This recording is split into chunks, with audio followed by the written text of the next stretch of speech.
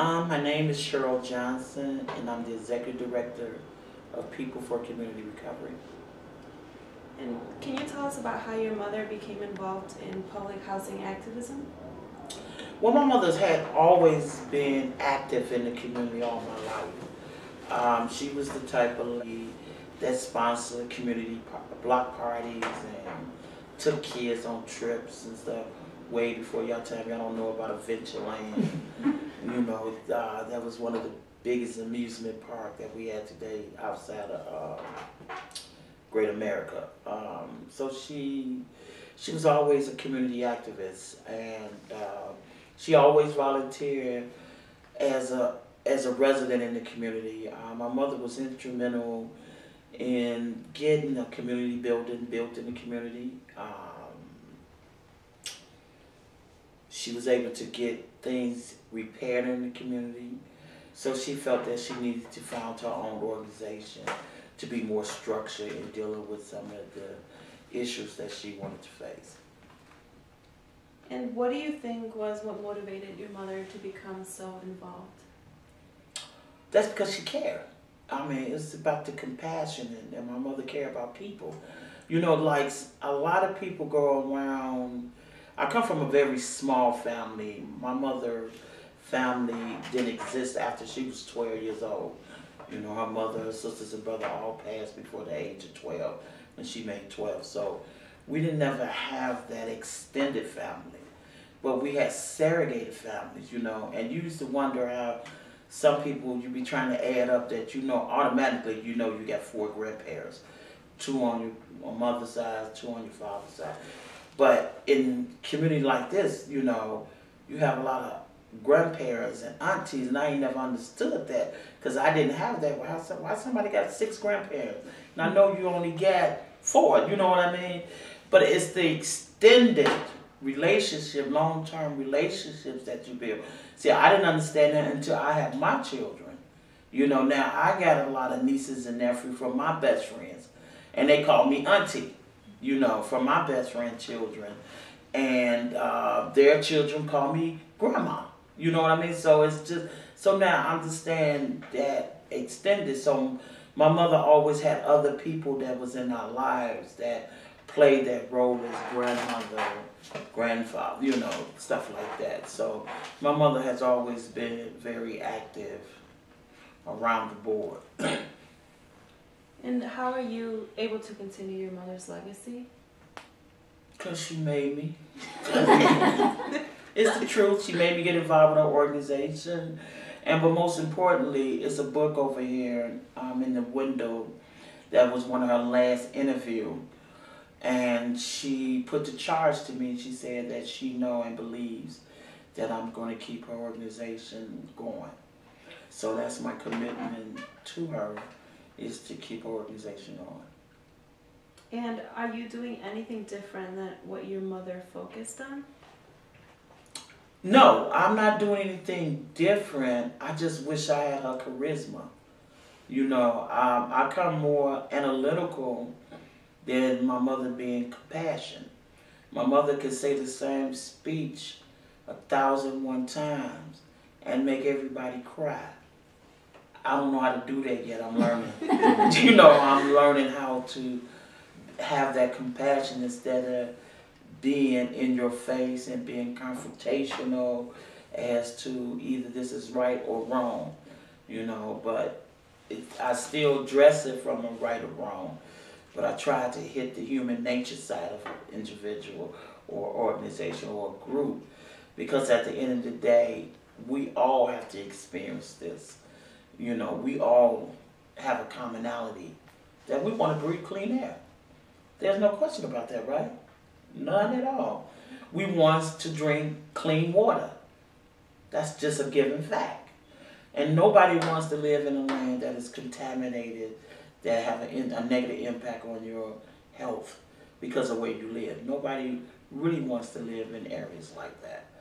But a lot of times you don't see those faces that experience all these multiple tools of exposure. We got multimedia exposure in our community. We got land, air, and water contamination. So to be able to, we have to address all those issues. And environmental justice, and it's determined. I mean, environmental justice is the opposite, I mean, or is equal to fighting anti-poverty. Because you got to deal with the social conditions as to why we are being, our community like ours is a target. Our community is target because we're low income, and in low income community you tend to have cheap land, and then the community is apolitical. It's not politically challenged to challenge the institutions that allow these things to happen to us. So we have to embrace those multiple of issues in order to bring justice to our community. Have you witnessed any personal experiences such as policies or conditions of public housing that are different from what your mother saw? No, because it's still the same. It hasn't changed, you know. Still today, in public housing or subsidized housing, anything that got something to do with government assistance, you still have people living in poor condition housing. You know, lead-based paint is probably still in some of the old structures that people are renting, that government have given them subsidies to rent those houses. So far as that is still here, but far as the response of cleaning up, making changes, and new policies are being implemented to protect the public health. And that's what we have to work towards and make sure that these rules are being applied. So what would you say your short and long-term goals are for your association? The long-term goal of PCR is to become an institution of environmental justice, where we have an institution where government, community group, business, and residents can sit down at the table and come together to better the community, and not to compromise the community in any form or fashion, because it's so much intricate into how we're going to proceed in life on this planet. You know, it's based on our behaviors. So if we don't try to change our behaviors, then what are you leaving for your future children to deal with? You know, because how many times do you think about your garbage in your house? Only when the container is full, you take it to the dumpster. And that process, that thought process is in right there, right? But have you ever thought about where it goes? It doesn't disappear. Pollution don't go to heaven. So where do we go? In some cheap land where community lives around, and that's not right. So we have to do a better way of managing our waste streams. And then a lot of stuff, you know, everything is based on our consumption that causes us to be exposed to negativity. I mean, now, you know, when I grew up, we used to eat real French fries. Y'all eat processed French fries today. Come on, man. You know, and is that healthy for you? No. The flaming hots, boy, y'all don't. The flaming hots, you know, come on now. Realistically, read the ingredients on it. Do you look at it? There's stuff on it that you can't even pronounce. You know, so and that's going into your body. So just the education, just about healthy living now. Living in a community is not have a lot of toxins, pollution, or if it is, how do we manage it? How do we maintain it? How do we remove it? Do you think that most public house residents are aware of the potential risks of living in proximity to railroads and factories and everything? Unfortunately, no.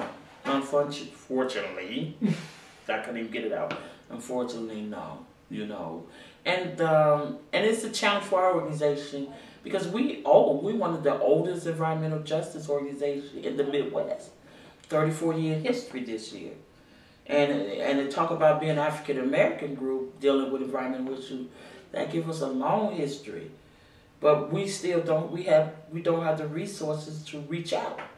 We don't have the human capital or the means just to be able to outreach to the people to tell them you have a right to know about what's going on in your neighborhood.